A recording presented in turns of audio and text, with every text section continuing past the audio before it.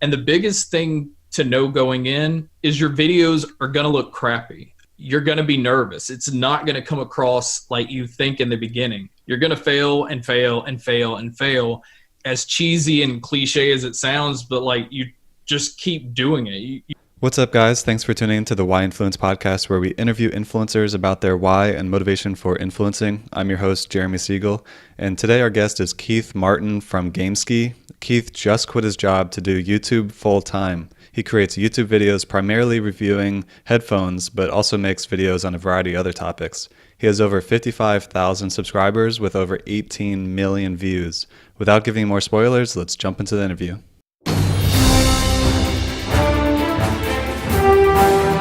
Welcome to the Why Influence podcast, where we deep dive into the why behind some of the world's most influential people. Why do you influence? Why are you an influencer? We hope to inspire you to share your voice with the world. And now, your host, Jeremy Siegel.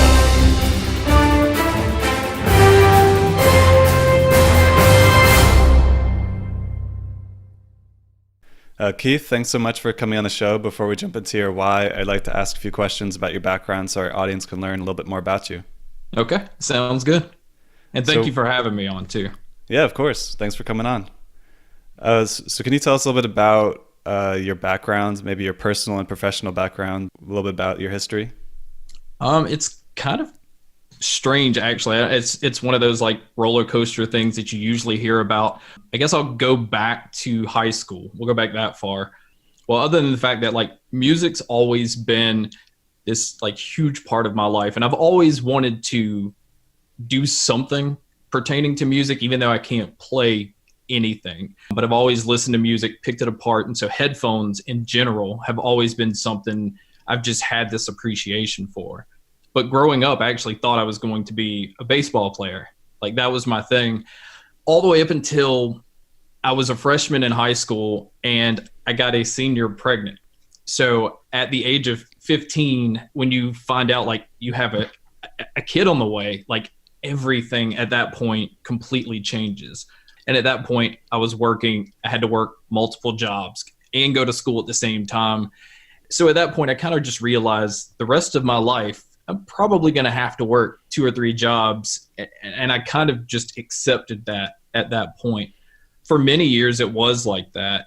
To build it to this point to where instead of working retail and working jobs like that, which I think everybody definitely needs to come up in that to get an appreciation for dealing with people in general, I learned that I had to just kind of bust my tail to move up in the world, at least job wise. And I thought, that was going to be my main goal, is just build up and work to that point.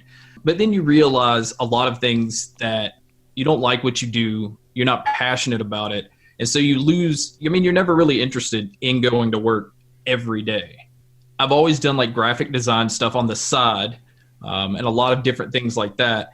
And so YouTube just kind of started with me wanting to start a channel, one, to be able to talk to people that have the same interests that I do, but also at the same time, as much as I enjoyed headphones and enjoyed music, it was also kind of a way to maybe get free stuff from companies so that I don't have to buy all this stuff, or at least a way to maybe make a little bit of money to kind of compensate for, money that goes into headphones.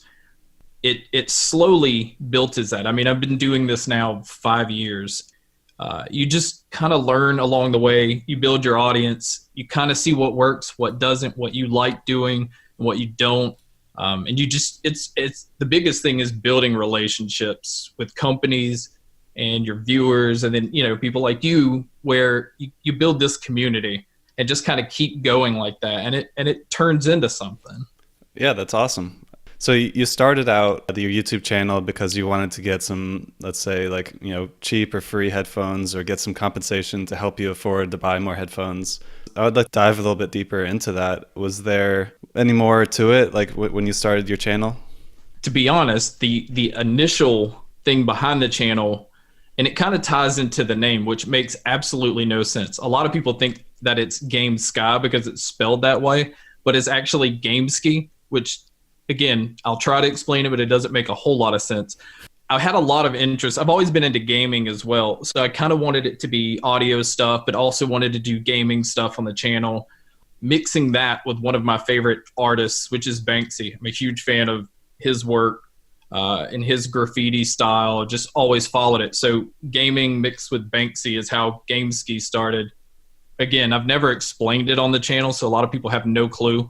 So the initial, main reason behind it, again, was I'm passionate about headphones, and just because everybody has something they listen to. Everybody's into their own thing. I actually used to manage a Camelot Music, which music stores don't exist anymore, but I've always been exposed and open to all kinds of music and all kinds of people that listen to different kind of music. And everybody, to a certain extent, have like a certain artist they really enjoy and they follow. And I've always been kind of the same way. And music has always been, especially with all the things that I've gone through, been a way to escape from everything. And I also think YouTube, starting a channel based around that is also a way to talk to other people about that kind of thing, and other people that use that as an escape. Because this is, I think, especially now the way things are, it's good to have something that can kind of shut you off from everything else that's going on around the world. I mean, right. Obviously crazy stuff's going on, but when you put headphones on, you're into that music. And at that moment, like, you're not, at least I'm not thinking about anything else. So the YouTube channel was important because, again, it's always been such a huge deal. And I'm picky about music. And I know when you go into a store, you're kind of confused because there's a lot of options when you're buying headphones. And usually the only brands people know about are the ones that like are marketed and kind of thrown in your face all the time. Like, people know Beats, or people know Bose or Skull Candy or Sony. And then that's kind of like, that's it. My way to be able to tell people about products that you're not going to see commercials about, and you're not usually just going to take a chance and spend money on. That's one of the things I've actually really enjoyed over the course of doing this. All right, so you started the channel because partly to build a little bit of a community of other people of like-mindedness, try to get a little bit of passive income, or just contribute towards getting some initial headphones and then getting some free gear. And that's sort of the beginning. Right. All right, it was never, I guess that's kind of the weird thing is when it started, and I know a lot of people start channels because they just they think being a YouTuber is just automatically hitting the record button and then, you can make a living from it. To be honest, like, that was never, like, I never thought about it that way. I guess that's why it's kind of weird that it's to this point where it is just, this is my full-time thing. Like, I left my job voluntarily to be able to do this because it's built to this point. Because again, a lot of the things people don't see is, money doesn't come from just YouTube. You have affiliate money that comes from people buying stuff on Amazon or buying, whatever. So there's all these different little sources of income that, I never knew existed. And to be able to make a living from that, I'm still kind of baffled that that's even possible. That's great. So then you've just recently left your job and now you're doing YouTube full time. How would you say your reason is now to continue doing what you're doing, and how has that changed from the beginning? I would say, at least now, where the whole time of doing this, there's never been pressure, because it's always just been, okay, if I upload a video, great. If I don't, it's no big deal, because like I didn't rely on it. So it didn't need to feel consistent. And I never felt like, okay, I have to have a video out, which it's weird because YouTube, as far as them promoting channels, and whenever you see on the side where it says suggested videos, a lot of that is based on, as a creator, like constantly uploading. They see that, and they see that as a reason to push you. I always knew that in the back of my head, but if that's not your goal, to become, a full-time YouTuber or content creator, do this, then, you don't think about it. So now you kind of have to think about what works, what doesn't, try to have a schedule, which I'm one of those that I like to just do things. I don't like to plan anything. So to try to set up a schedule that's kind of hard for me to do. Okay. Are you on any type of schedule now? Do you post anything that's regularly, or is it just really when you get the content, you post it up? Not yet. And I think that's because right now, right here, there's a huge shelf, like storage thing of products to review that I haven't been able to get to because like working a full-time job, you're there 9 to 5. You have a family that you can't like put on the back burner. Right. So working a job all day, coming home to record, like I wouldn't be done recording till 1 a.m. You kind of have to pick and choose things you want to review, and you can't do it all the time. I think as far as setting up a schedule, I have ideas. I want to start trying to do things on certain days so it's not just chaotic all the time. But I think a lot of that probably won't happen until I get caught up on some of this stuff. Okay. So I'd like to go back a little bit to the why you're continuing right now. I mean, when you started, you had community aspect of it. What's your community aspect like as far as now? The community side of it actually is really surprisingly good because the audio community, a lot of people are snobs when it comes to audio stuff. It's like, oh, well, you use this, and you can get judged just by having a certain pair of headphones. Right. Which I think, judging by your headphones, looks like you have Audio Technica. You're right. Yeah.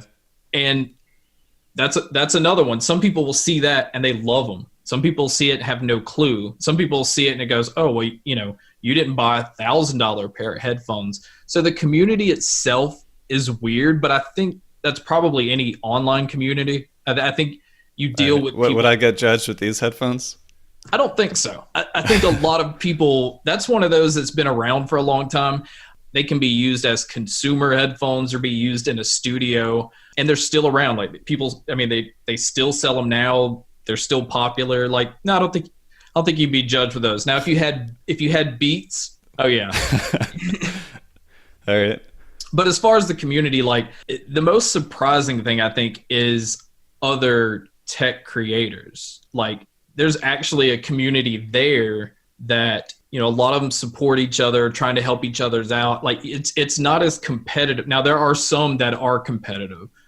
There's some people that just don't like you because, you beat them to the punch to release a video on a product that they're going to release, which I think is just crazy. I mean, like I do know that it's important to get things out as soon as possible when they come out, but to just absolutely hate somebody because, they beat you to the punch. I don't know. Like I'm competitive, but I don't see this as competitive. Right. Every industry is going to have that. Oh yeah. Yeah. Now there's creators that like I have opinions on, but it's for different reasons. Just things I don't understand. So we don't have to dive into that. But your drive right now, you quit your job. So obviously a major drive is that you have to make income doing this. But I'm trying to drill out a little bit more as to what's making you unstoppable right now, aside from trying to make income. Like what's keeping you going? Honestly, the fact that, well, one, now my family depends on it. So that obviously changes things. Hold on. I think my camera's I don't know if it's about to die or not. So anyway, right. I guess as far as like what keeps me, as far as the drive of it goes, besides the fact that now this is a job, like you have to kind of keep yourself motivated to do it, is the fact that technology in general is something that I get excited about. The fact that there's new stuff coming out, new ways to make you hear stuff. And the channel's not always headphones. Like yesterday, I put up a video on the new Nintendo Switch. Like they revised a couple of things, just little stuff like that. But technology in general is always changing. So there's always something that yourself will be interested in, but everybody else would be interested in. So to be that person, to be able to tell other people about it, that keeps me excited about doing this. Yeah, that's awesome. So do you have a community hub where people interact with each other? I don't. A lot of people have suggested like doing Discord, which I need to set it up. But again, now that I'm doing this where I can focus on it full time, I can set that kind of thing up. All right. So then going into that a little bit, you have now gone full time. You're not really like, months into this process of being full-time. So do you have sort of a high level plan of things that you want to put more focus into? What does your landscape look like? The only thing that, as far as the way that I record and shoot, or as far as uploading videos, I don't want to change that too much, because as far as like the financial side of it, it's been sustainable long enough that I know if I just run it like this, we'll be fine. But it allows me now that I can spend more time on a video to try some creative stuff, creative shots, different things on location that, before I wasn't getting to do because I'm coming home and doing this at night when it's already dark outside. So my opportunities kind of open up a little more. Nice. Oh. There we go. All right. So then let's dive a little bit into your past and the beginnings a little bit, because before we started this interview, you talked a little bit about how you were introverted. Do you mind talking about maybe some... Oh. Yep. I had to switch to a webcam. So did you have any barriers to overcome in the early days, either personal or physical? I'd say like 95% of it really is just mental, because all of it just gets in your head. I remember when I started, I think a few months in, I hit a point where I didn't know, what to record. And it felt like I was nervous about uploading anything. When I first started uploading, I did a couple of reviews that just did really well. I think the weird thing about it was I thought, okay, this is going to be easy because the first couple of videos did really well. But then if you have a few that don't do so well, it can quickly like get in your head that it's like, okay, this isn't going to be as easy as I thought. So you start questioning everything. You start even saying, okay, maybe I should just stop. So I went through a span of 3 months where I think it was 3 months. I didn't upload anything. How far into the process was that? I mean, it was in the first year. Okay. So again, it was all new to me. But again, at that time, it wasn't anything. It wasn't like, right. I remember going through a span of a year. I would be lucky to have 100 views after one day, but I would be happy about that. Like completely happy that, oh, my video got 100 views. And even the way YouTube works, like you have to hit a certain amount before they'll even cut you a check. So you'd go 2 to 3 months without even getting paid because you didn't hit that threshold. And so the way it was then as compared to what it is now is so much different. But I did. I mean, mentally, you just go through, I can't do this. And also the fact that that it's already pulling you away from, spending time with your family. Because people will see a 10-minute video and think that, oh, well, they only spent 10 minutes on it. And it's, at least the way that I shoot, it is so much different than that. The editing process, and I'm sure you understand, because even editing us talking here, cutting out where we're saying or there's a blank space, trying to keep things or when the camera goes out. Yeah, like that. Which I'm also talking and trying to fix at the same time. But there's a lot of things that can easily derail you from doing this type of thing. And it's definitely hit me at several points where it's like you just have to balance out your normal life, which is hard to do with a job and with kids, and it's so hard to do. Yeah, I interviewed someone the other day who has a podcast, and she does 5 interviews a week, and she also has her own business where she does work. And it's like, how do you work on top of that? Yeah, I don't know. And I think you kind of have to decide too if it's going to be quantity or quality. I think you could put out stuff left and right if you want, and then your quality is going to drop. At least I don't think you could personally do both. And some people can do that. They can put out 5 podcasts a week, but it's just going to be scatterbrained all over the place. And I think it'll affect, people coming back to watch you over and over again. Yeah, it's either that or you need like a team. Like one of the guys I interviewed, he does YouTube content for creators, and he'll rent an Airbnb, bring a team in, he'll record 30 days of content of the person, send it. He's got a team of 14 people who do like, the images and the editing, all that stuff. And like he creates just daily content for a bunch of channels, and it takes a lot of work. It's a full, it's a legit thing. I think if it ever gets to a point to having a team, that would make all the difference in the world. If I could have somebody that edits, the editing alone it's a pain, but if you could cut that out, then obviously can release a lot more content. Right. You could probably double what you're doing. Oh yeah, easily. And I think it's because editing, I sit there and just start to pick things apart. And I have a background as far as I used to do a lot of photography. And so like even product shots, it's all about angles. I'm picky about lighting, and being an audio person, I'm picky about like the music I use, even though I turn it down to the point that like most people can't even hear it in the video anyway. But in my head, I know it's there. I know I want it to sound a certain way. All right. So what about like the first video you put out there? What was it like doing that? Were you really outside your comfort zone for that? Oh yeah. Big time. The first video I ever did, I actually had a friend of mine. He does like documentary, like short independent films and stuff like that. He recorded it because I didn't know anything about videoing at all. So I went over to his place to record it. And it's weird because I'm like in front of a blank wall. There's like a plant on this side and a plant on this side. So it looks like I'm doing the review between two ferns. Like that's exactly what it looks like. It's the weirdest thing. And it was on a pair of headphones, but I never even showed any kind of footage of the headphones. Like the most you got to see it was me holding it like back here.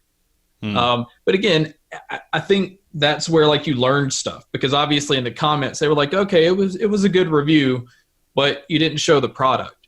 And so you're like, crap, I didn't even think about that. Right. So at least you get that feedback and then you can make the changes. Right. But I mean, because constructive criticism is nice, which obviously is different than people just blatantly giving their opinion strongly. Constructive criticism has helped a lot along the way. That's been the bad thing about this, is with being somebody that, I don't want to say a perfectionist, but somebody that overthinks things. It's like, okay, I need this light, I need this camera, I need this microphone.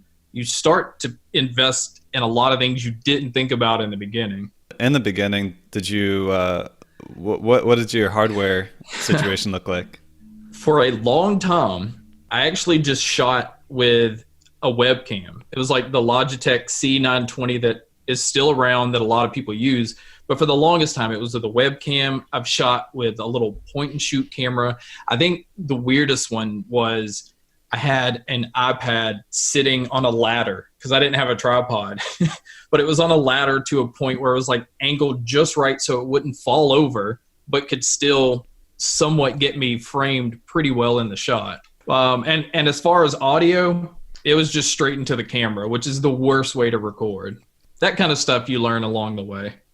But it got you going. You got out there and you... Exactly. And that's... If anybody, as far as the biggest piece of advice, and I hope I'm not like jumping into one of your questions. Go for it.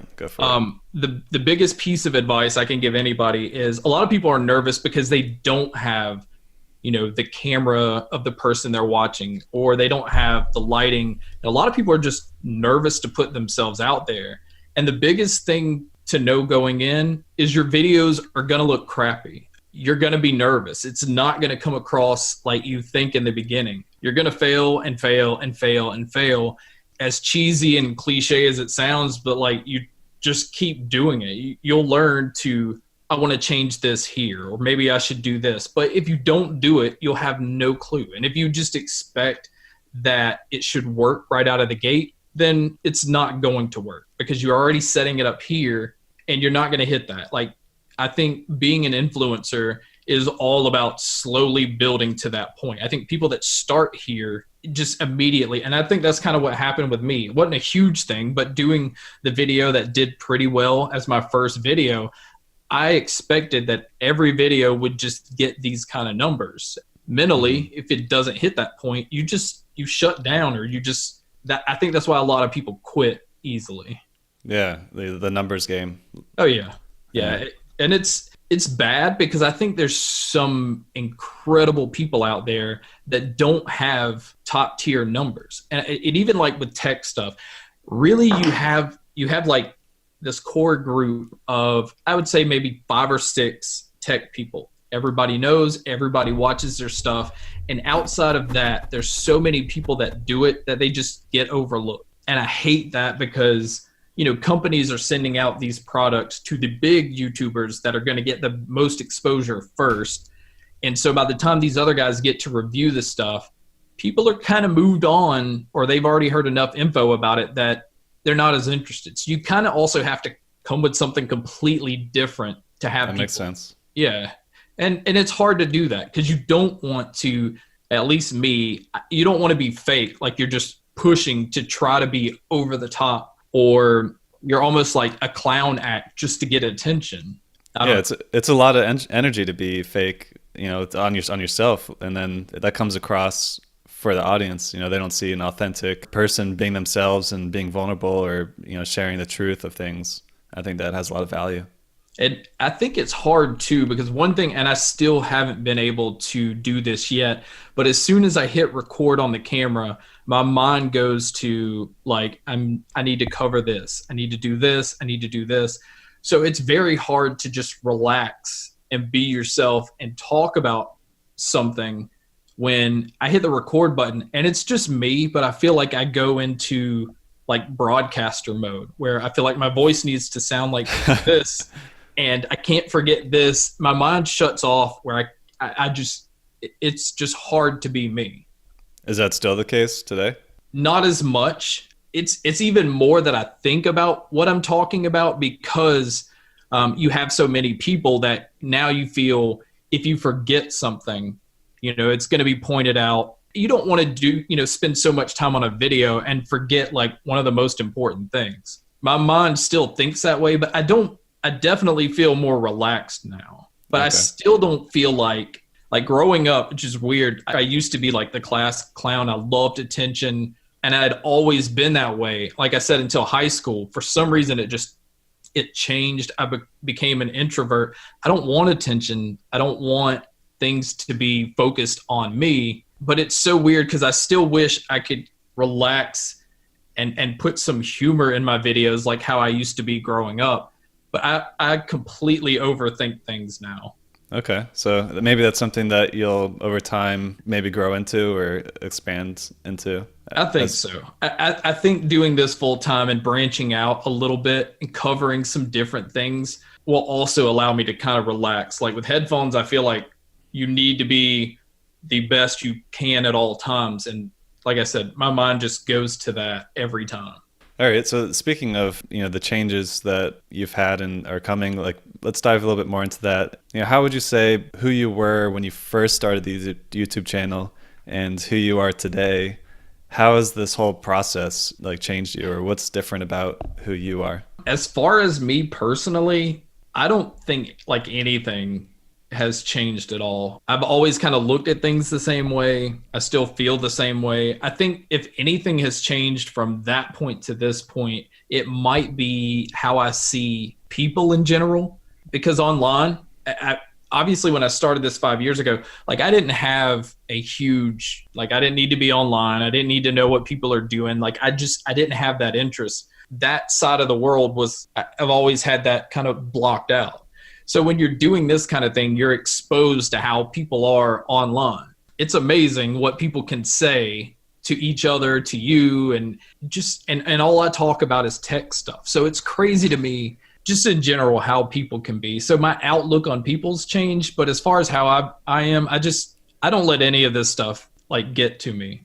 What about like skills that you have? Like, do you feel like you're a more confident and concise speaker, or like are there any traits that maybe got improved through the process? That I feel has changed a lot. Editing, I've learned a lot. I didn't know anything when I started. Talking, again, I still feel like my mind goes to think about stuff, but I can actually breathe when I record now. That's a huge step up. I'm really confident in how the camera looks, except for this camera. Now that I'm using a webcam, I'm more confident now than I was before. Before it was just, it didn't look good, it didn't sound good, but it didn't matter. Like now it matters, but I feel a lot more confident when I upload a video that, okay, it looks fine, it looks good, it sounds good, it's edited in the way that I want to. I don't second guess anything like I upload now. I think that's a big deal. It's a huge deal, because then you don't you don't worry about it as much. I think in the beginning it was like, well, it doesn't look good, so I at least need to make it sound like touch on all these points, where I feel like now there's a better balance. And instead of, okay, well, I'll touch on all the points, but video is going to look bad, and I just have to accept that. So having that balance gives you a reason to just keep going forward and not overthink everything. Very cool. I like that. Yeah, for me, as far as getting comfort goes, like my first 3 podcast episodes, I gave myself permission to re-record myself. Yeah. So I actually went in and like edited what I said just more confidently and concisely, because I didn't talk a lot in those. I didn't have much dialogue. I just like sort of asked questions as I was like learning the interview process. And then after that, I just said I have to be vulnerable for the rest and just, be myself. I can't re-record myself. Otherwise, I'd just go crazy with perfection. Yeah, it would take forever to do that. But I'm trying not to talk too much now, because I feel like whenever I'm asked a question, it's like, all right, talk as much as you possibly can. No, you're doing great. This is a ton of value, and it's insight into your world and like your journey. So I think it's a ton of value. It's awesome. Thank you. You've got a lot of subscribers now. You've gotten a ton of views. Have you ever had people reach out to you and just say like how big of an impact you've had on them? And is there like a memorable story of someone that maybe like touched your heart, or something that's just like memorable that comes up for you that someone reached out and to you about? Because of the subscriber count, one thing that I find is weird, I've always made it a point to try to respond to as many as possible. In the beginning, I really would just respond to everybody.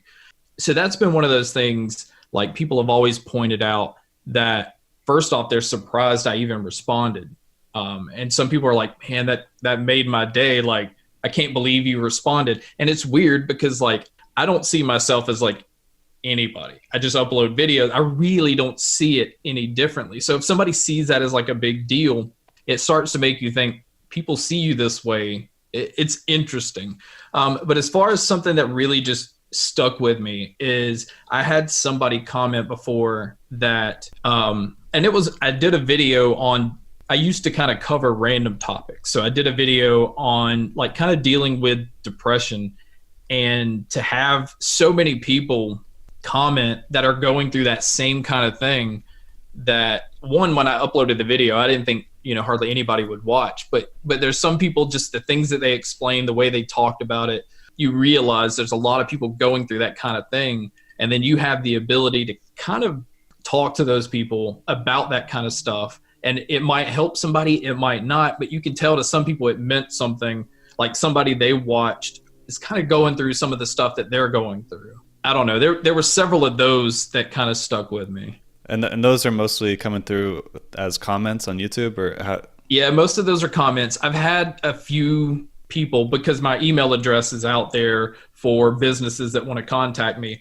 There have been people that have reached out to me through email to give a much lengthier response, or maybe something they didn't want to share, stuff like that. It's been a long time because I really don't cover and talk about things like that.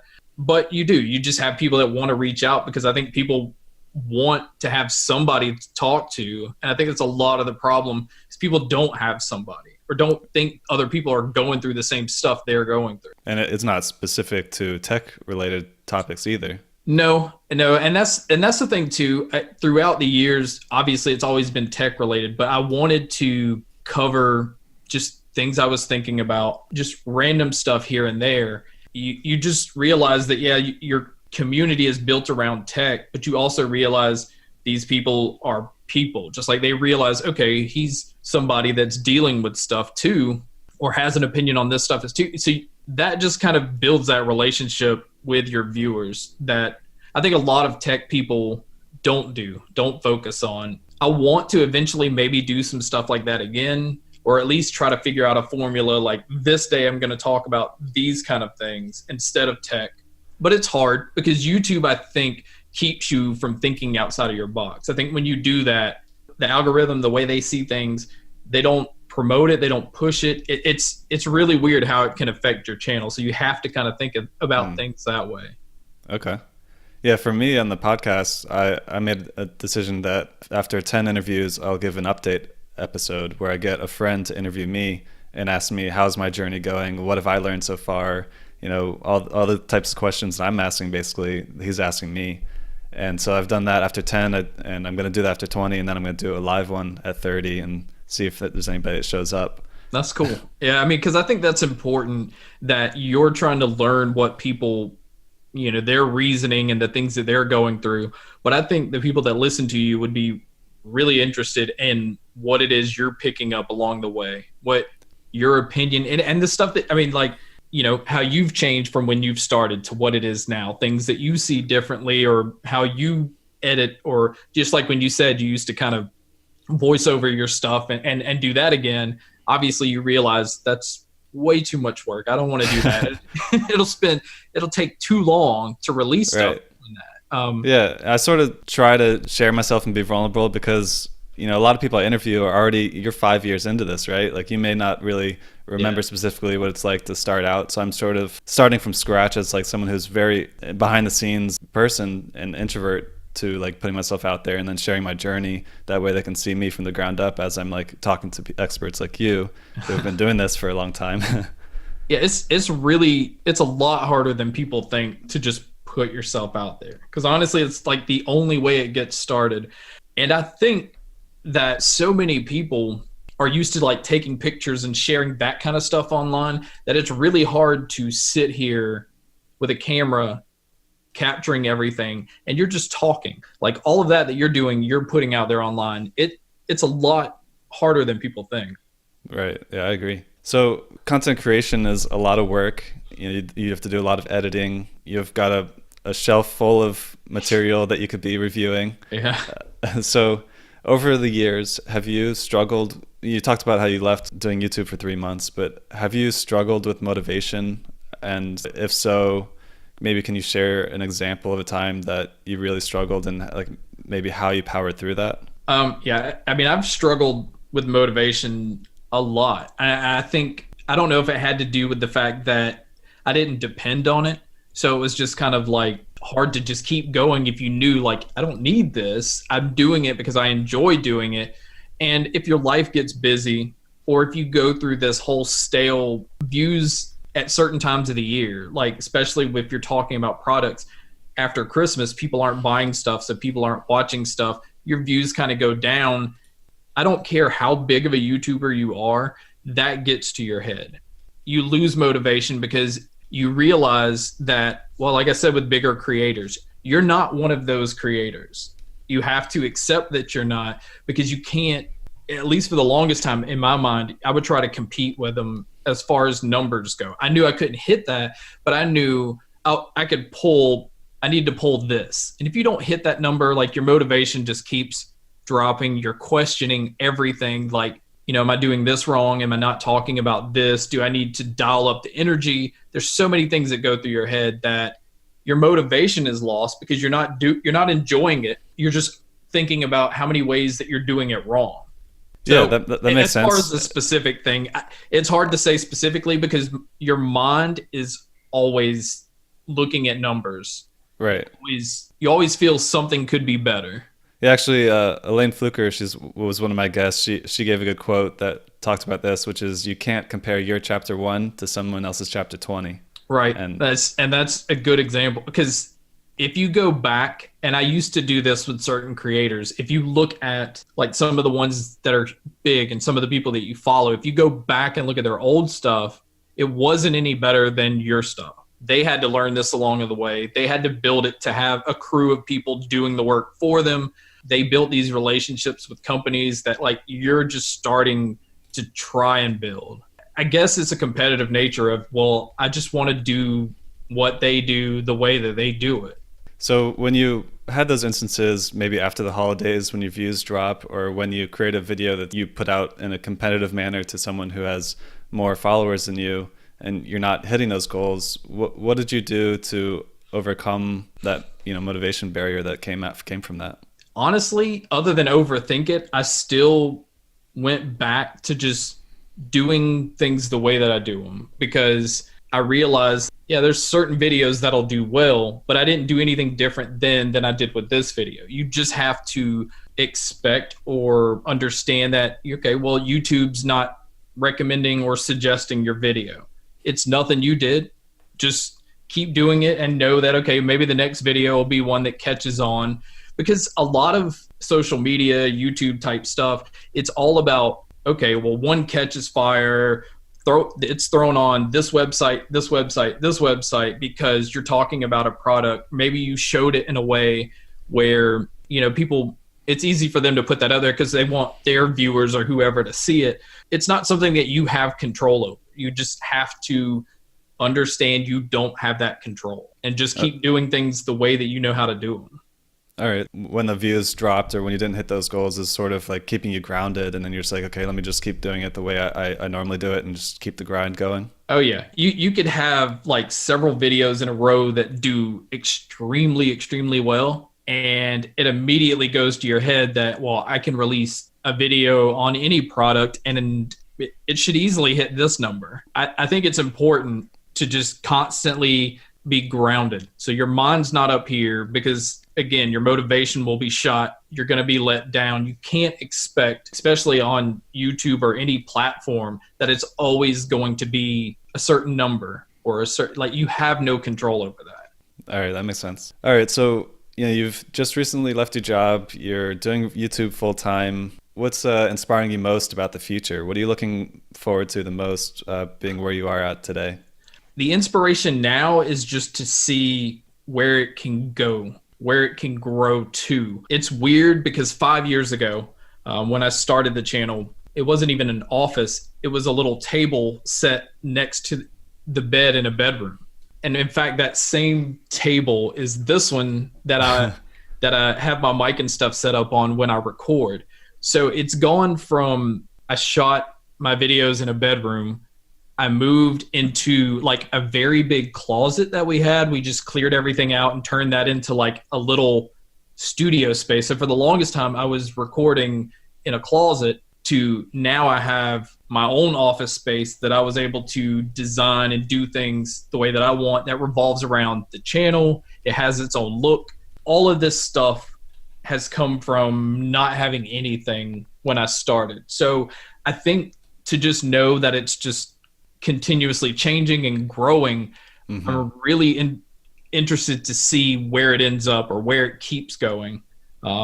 Because obviously all this stuff can just continue to grow, but at the same time, it could also grow to a point to where, okay, I left my job. Maybe my wife gets the opportunity to leave hers. This type of job you can do anywhere. Like, I don't have to be here. So when the kids move out, if we want to travel or if we want to move to, like, we really love New York. As weird as it sounds, because I've lived in Georgia my whole life, like this smallish town. We visited it several times. We would love to live there. But the fact that I could just pick this up and do this anywhere, having that freedom is also, 5 years ago, I never would have thought was possible. Right. Yeah, that's huge. Speaking on that, like, I'm excited to hear where things go, and I'm sure a lot of listeners are too. So hopefully some of them will come join you on your journey. But also, I'd love to bring you on the show again sometime in the future as your journey evolves, because it sounds like it's a fast moving pace, and you're just in the transition period right now. Yeah, it's completely transition. It's so weird because for so long, it slowly grows, like barely. And then eventually you just hit this point where numbers just jump and consistency jumps. And it's like, it came out of nowhere.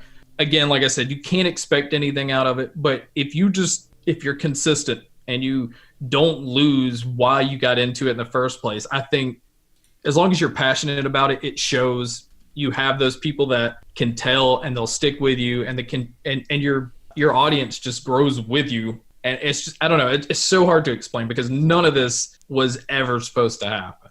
Yeah, that's awesome. Actually, your story reminds me a lot of Rady's Rides. He's got a YouTube channel reviewing cars, and he posts a video every day. He was a school teacher, high school teacher. Yeah. And at some point, he quit his job recently, actually, and he's just doing YouTube and social media full time now. And he's just an unstoppable force. He's just, going bigger now that he left his job. And I'll suggest for you to listen on that one. I'll send you a link to it because that one's very related to your story. That's awesome. It's crazy that we're even in a time that's possible.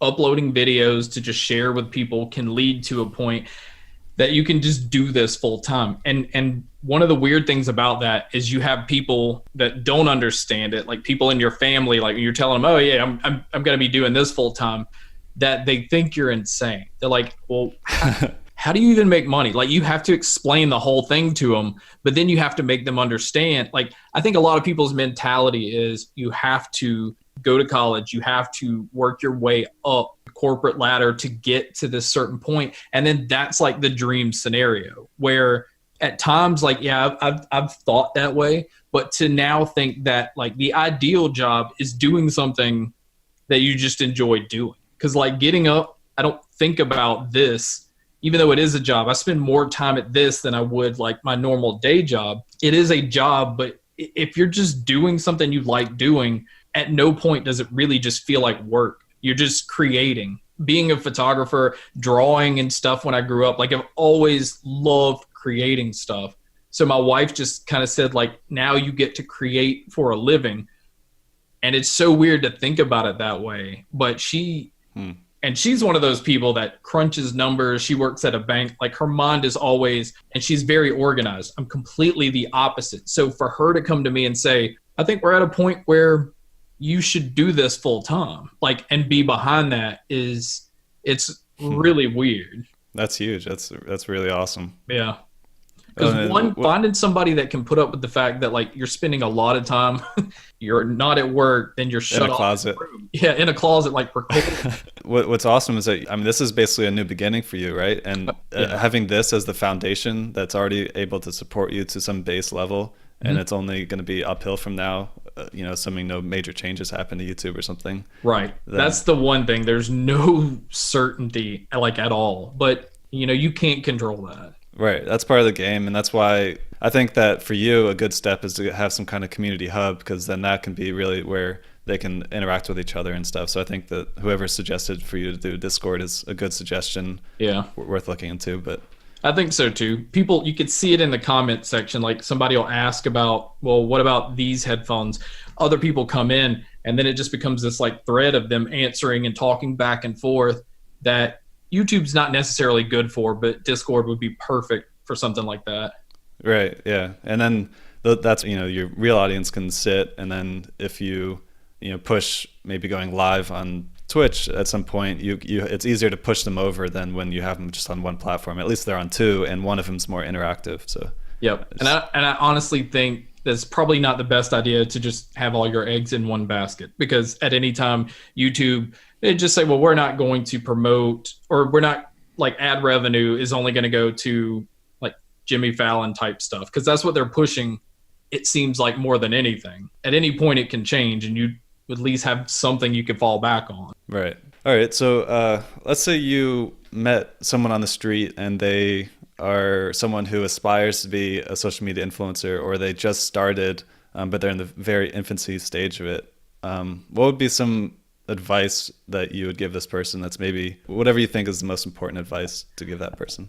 I think honestly the biggest thing is to never go into it expecting, or at least never go into it with the attitude of, I want this to be my job, I want this to be my career.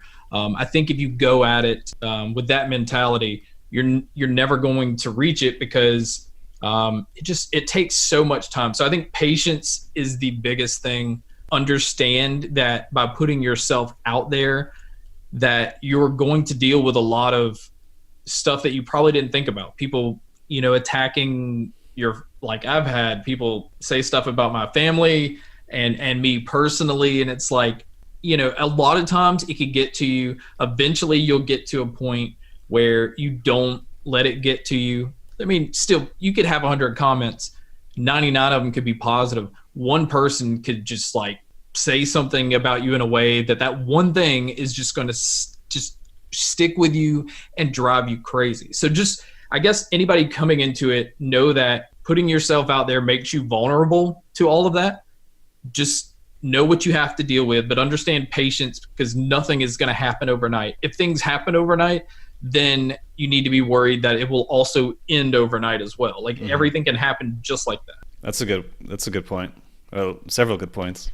Thank you. I think a lot of people that get immediate success, one, in their head now think, well, one, this is easy. Two, well, I'm already up here.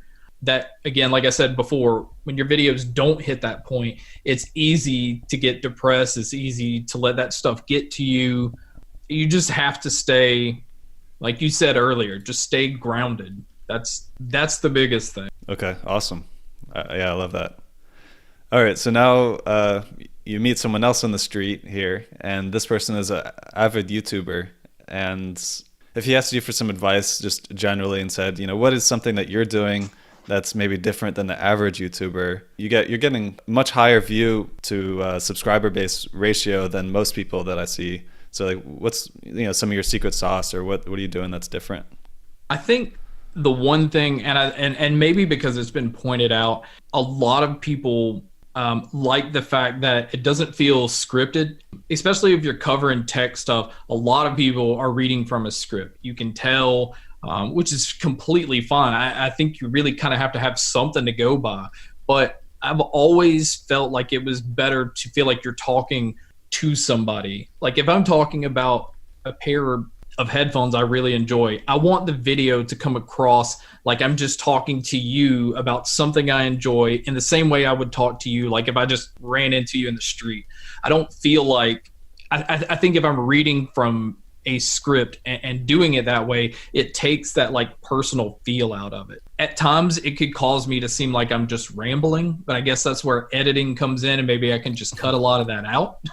But I think that's what separates me, is it's just we're sitting here talking. I like that a lot. Yeah. And to get to that point, did it take you a while to be able to do that? Yes. Yeah. I've again, in the beginning, you don't even know what you're doing. And like I said, I couldn't breathe. So like my focus was just get it out. Just, just talk these certain points. I still feel like I need to focus on relaxing and coming across more just laid back. That's important to me, because I feel like if something comes across as scripted, then it feels like somebody's either trying to sell you something, or they're just reading from a spec sheet. They're not giving their actual opinion on it.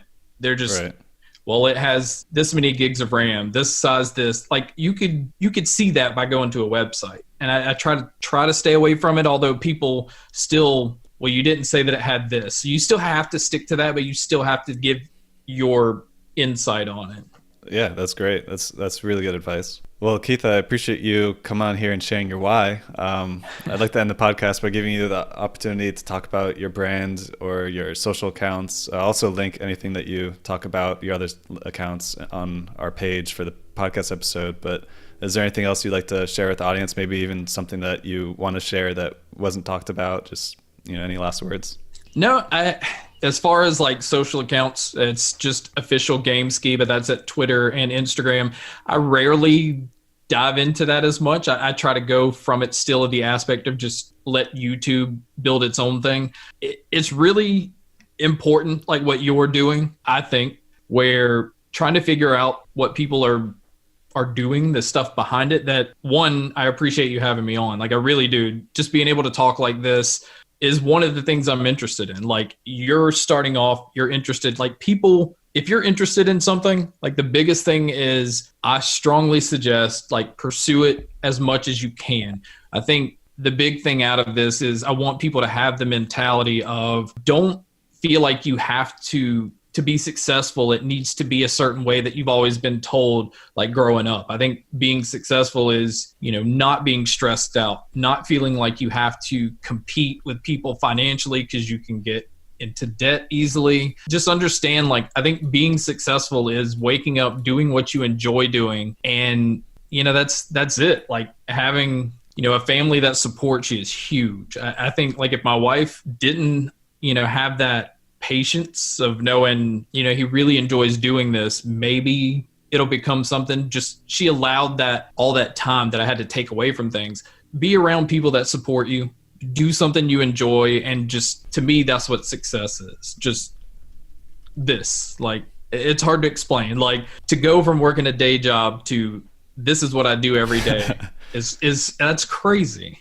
Yeah, it's awesome because you could see all the passion radiating off you. Yeah, it's so weird, and again, that's one of the things that's weird because I'm an introvert. I'm quiet. Like I don't like to talk about myself or things, and for the longest time, there was nothing to get excited about. Like this excites me, so I don't know, it's different. Yeah, well, congrats again on your success Thank you. up to this point. Definitely looking forward to the future and where you're going. So I just want to thank you again for coming on the show, and I hope you have a great remainder of 2019, and I look forward to seeing your influence keep on growing.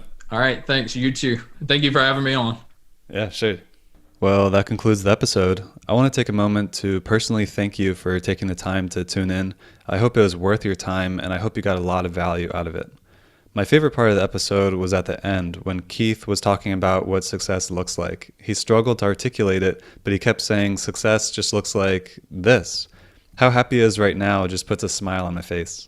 Even as someone who makes content almost exclusively about headphones and tech products, when I asked about a time when he got a lot of feedback from impacting his community in a positive way, he brought up the time when he posted a video about depression. Keith said that his community is built around tech, but you have to realize people are just people. It goes to show that his community actually cares about him and what he has to say really about anything. He doesn't have to only create videos about headphones. I think that's how you really start to build super fans, when you're more vulnerable and you share things that not everybody knows about. I mean, there's probably people in his real community that doesn't know some of the things that he shares on his channel. So sharing these things makes his community feel special. It was pretty awesome just listening to Keith talk about how this doesn't feel like work. Even though he puts more time into it than he did at a normal job, he doesn't feel like he's working, and he loves what he's doing. He loves creating, and it's awesome to see that energy. And something else that comes up a lot is how important the support of your partner is. And he mentioned multiple times how supportive his wife has been, both with just talking about what he's doing and also being supportive with him leaving his job and doing this full time and doing it on the side. I mean, she's been really supportive, and that's been vital to his success. And that's something you hear a lot. So it's just really important that your partner or people that you spend time with understand how important it is for you to do whatever it is that you're doing. Now onto the advice. Keith talked about how patience is the biggest thing. It takes a lot of time, both in creation and to get the momentum for your audience. So just know that you need patience. If you get success overnight, then just know that it can also end overnight. So don't look for those big, quick wins. Just keep going, and it'll slowly progress. He said that if you're consistent, at some point your numbers just jump. It comes out of nowhere, and that's exactly what Rady's Rides said too. He just said he was consistent for a while, and at some point the numbers just jumped. And I hear that from multiple sources, and it's just something to take in mind when you're doing this. Keith warned us that you are putting yourself out there, so you're making yourself vulnerable. So you need to be ready to have the courage to withstand some potentially rough comments. I mean, you can get 100 comments on an episode and 90 of them being positive, but if there's one that's negative, that could be ruining your day. So just try not to focus on that one negative one and focus on the 99 positive and move on from there. Keith mentioned that when you're recording video, it's really important to talk to somebody versus just reading a script or addressing the audience as a group. You want to make your videos personal and talk to the audience as if the audience is sitting next to you and you're just talking to them about the product. And that's some feedback that actually I've gotten about my podcast, and that's something I'm working on too, is to address you as the listener more directly, as opposed to saying you guys. It's just, I want to be more personal and have a conversation with you, because that can build a deeper connection and feel more personal. Keith said that it's really important not to lose your passion. So if you lose your why and you lose your passion, find a way to get back on track and bring that back in, because your audience is going to see that and it's going to be transparent, and you don't want to be fake on camera acting like that you're excited when you're not. So just have a real why that works for you and use that as your motivation. Keith said that it's really important to do what I'm doing, which is figuring out what other people are doing. And I took that as a compliment, but I just want to clarify that I'm not just doing this for myself. I'm doing this for you too. I want to help you share more of your hidden wisdom and knowledge with the world, and I want you to feel more inspired and capable to go bigger with whatever it is that you want to do. So all this content that I'm creating, he gave a compliment saying that it's the right thing to do. So just I'm recording these episodes and sharing them with you guys so you can take all the knowledge and wisdom and use it for whatever it is that you're doing. Crap, see, right there I said you guys. I should have just said I want to share this with you and make it more personal. So just perfect example, I'm working on this, and I think it's important that when you make videos, like Keith said, that you talk to the audience and as an individual person who's there, imagine them sitting next to you, and I'm trying to do the same with you. So I'm trying not to say you guys. As for my journey here on the podcast, I found Keith because of Romina from episode 3. She retweeted his post about leaving his job to pursue YouTube full time. I researched his social media and brand to see if he was a potential fit for our podcast, and everything seemed to check out. So I emailed him, asked him if he'd be willing to come on the show and share his why, and he agreed. So we scheduled time and did the interview.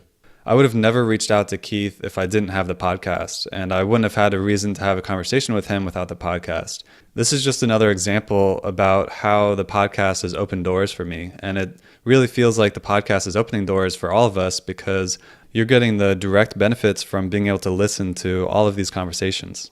At the end of the interview, as I always do, I asked Keith for some feedback on me as an interviewer, and he mostly had just compliments. He said the interview was fun, which I had a lot of fun too. And he liked the relaxed atmosphere. He liked that I shared what I'm dealing with, so it's not just one-sided with him sharing. Keith said that it didn't feel like we were just going from question to question, which is how it felt for him to do other interviews. They just sort of went through a series of questions, and he really liked the flow. I don't know about you, but I feel energized after hearing Keith talk so passionately about why he's doing what he's doing. Okay, one thing I want to share is that I recently got an audit from some really seasoned and professional podcasters. They gave me a bunch of good tips. They listened to one of my episodes, they reviewed my content, and one thing that they mentioned is how you shouldn't start off just asking about the guest history. It makes the episode take a little bit slow to get ramped up. So I'm going to be shifting around how I'm beginning the episode so that we can get more into the meat of things much quicker. Another change that I recently did is that I'm ending the episode asking if there's any last words. And it really worked out well in this episode because Keith really just gave a ton of value at the end and shared some really deep wisdom and advice with us at the end. And we wouldn't have gotten that if I didn't ask for any last words. I did it for the first time last episode with Gene Greisman, the guy who becomes Abe Lincoln, and the same thing happened. So I'm going to incorporate that at the end of the episode so that we can get a ton of value and final words from our guests.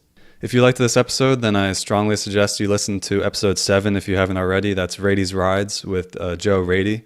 Joe is a high school teacher who recently went full-time YouTube. So it's just another amazing story. So if you haven't heard that one yet and you enjoyed this one, I would suggest you check out episode 7, Rady's Rides with Joe Rady. Oh man, I can't believe I almost forgot, but if you want to learn more about Keith and Gamesky, go to our website, whyinfluence.com, navigate to episode 18, Keith with Gamesky, and you'll find all the links to find Keith on YouTube and Instagram and Twitter, and you'll find more information on him, a couple of videos embedded on the page. You'll just find a bunch more information. So if you want to learn more about Keith, then just go to our website and navigate to the episode page, and you'll find more information there. Now, before you go, I just want you to take a moment to think about your friends and your family. Do you know anyone who struggles to share their hidden knowledge and wisdom on a larger level? Or do you know anyone who's trying to have more impact or have more influence?